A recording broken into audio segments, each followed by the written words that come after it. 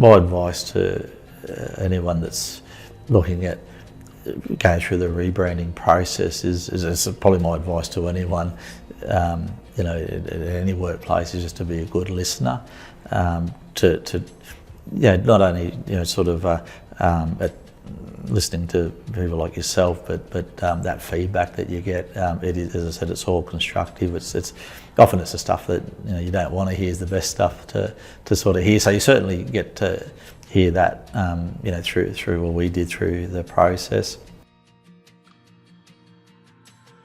You know, have your eyes wide open and don't go in there with any preconceived ideas. I think, you know, if somebody had sort of said to us, you know, a couple of years before we met you that we were going to change the name of the company, there would have been a lot of resistance, but it was just something that naturally sort of felt right once, you know, we sort of started going through the process. So I think that's important, that you just really need to trust the process.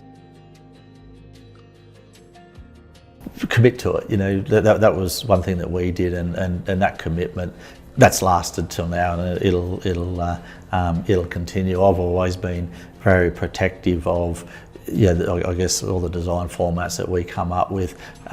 You know, it is a big investment, and you know, certainly we never want to go back to that space where, you know, people had 5 different names for us, or we had, you know, 10 different company cards. So, you know, just be committed to you know, to the process, and once you get there, you know, just maintain it.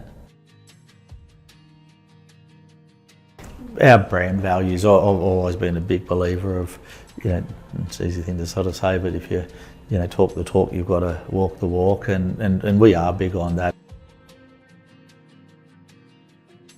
In an industry where we rely heavily on consultants, the process, and I guess using you as a consultant, has probably been one of the biggest impacts that we've had on our business.